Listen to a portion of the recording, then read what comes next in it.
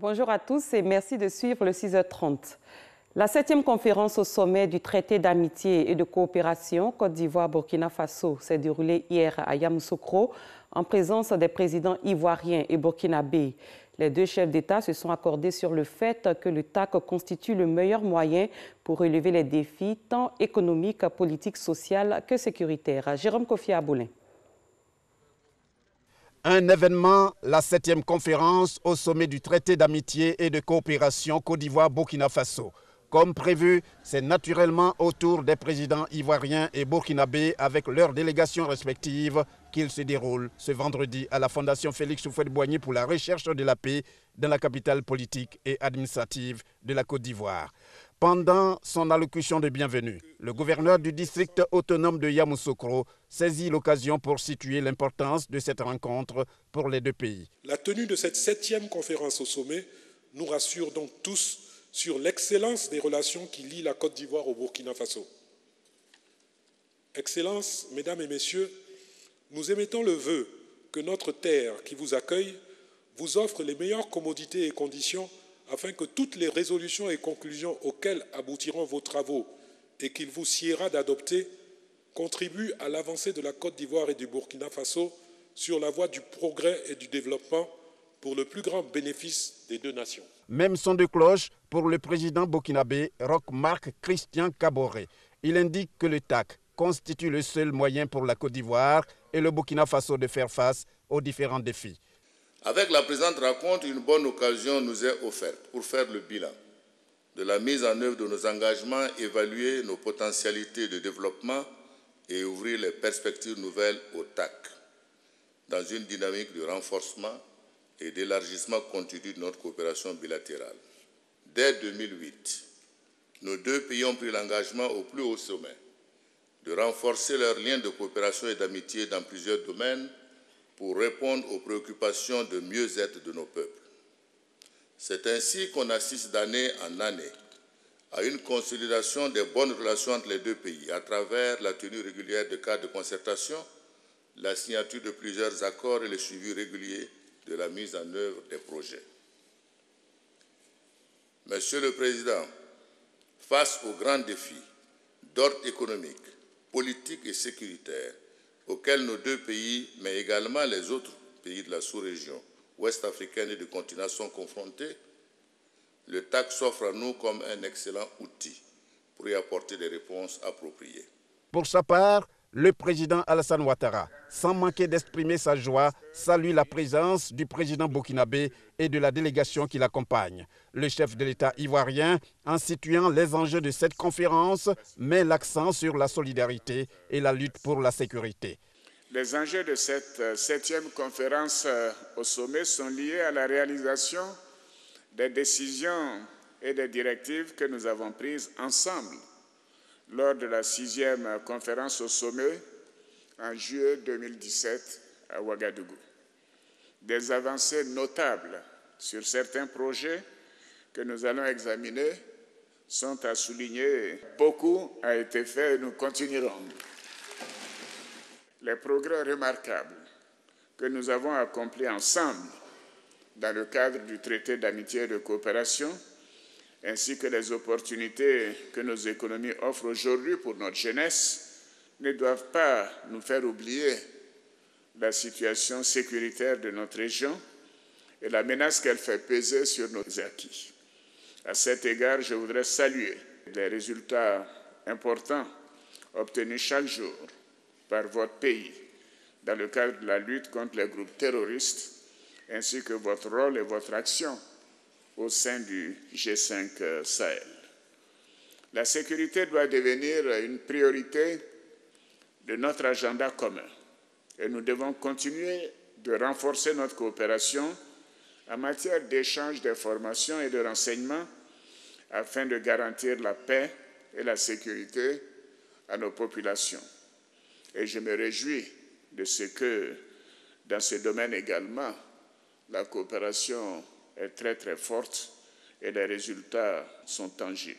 Le traité d'amitié et de coopération Côte d'Ivoire-Burkina Faso, en abrégé TAC, aura 10 ans dans quelques jours seulement. C'est le 29 juillet 2008 que l'on a procédé à son avènement. Retenons que le TAC 2018 enregistre la signature de 4 nouveaux accords de coopération entre les deux pays. Domaines concernés, poste et économie numérique, insertion professionnelle des jeunes, autonomisation de la femme et échange cinématographique. Le point avec Alvorassa. Que retenir de cette 7e conférence au sommet du traité d'amitié et de coopération entre la Côte d'Ivoire et le Burkina Faso?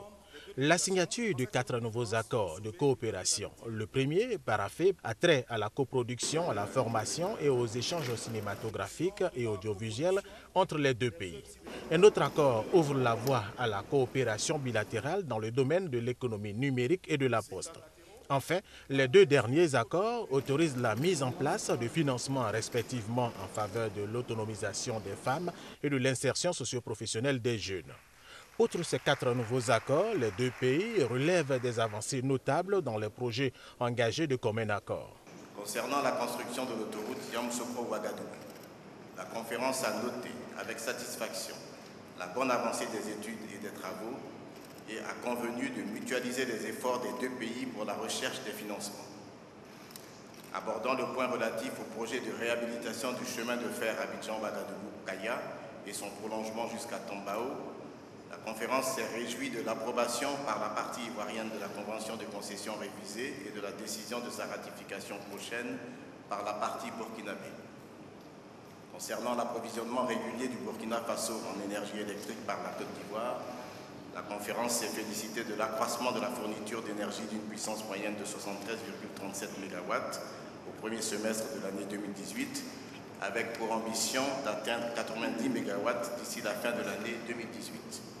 Et cette réunion de haut niveau a également permis aux 2 pays de porter un regard sur la situation politique et sécuritaire du continent.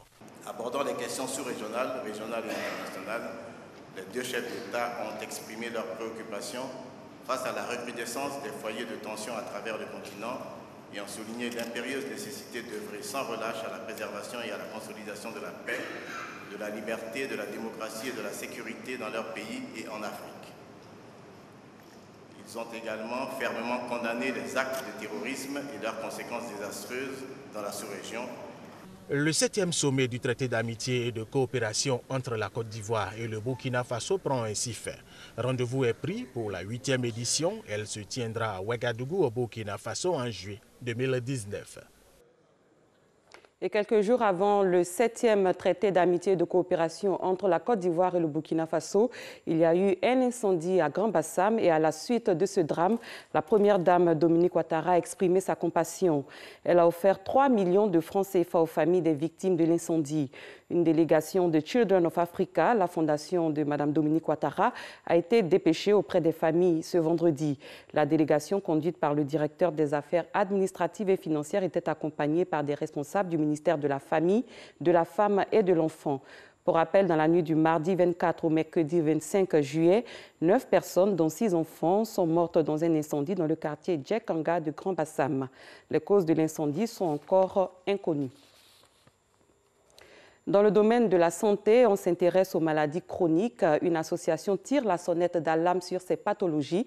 On en sait plus avec Ami Sissoko. Symposium sur les maladies chroniques non transmissibles, MNT. Parmi les participants, Martine et Romuald. Depuis 9 ans, Martine traîne une thyroïde, une maladie qui se manifeste physiquement par un goitre et parfois par des yeux globuleux. Moi, les yeux sont sortis d'orbite pendant 9 ans. Chaque 3 mois, il faut faire un bilan, il faut faire des examens de sang. Chaque 3 mois, on doit changer les médicaments. Romuald, lui, a encore les séquelles de son AVC, accident vasculaire cérébral. J'ai fait 1 mois dans le coma. Quand je suis revenu à la vie, j'ai perdu mon côté droit. Comme il y a les traitements aujourd'hui qui parlent de ça. Donc, c'est pour ça que nous, on est venus pour en parler. On appelle maladies chroniques non transmissibles des maladies non infectieuses qui se soignent mais dont on ne guérit pas.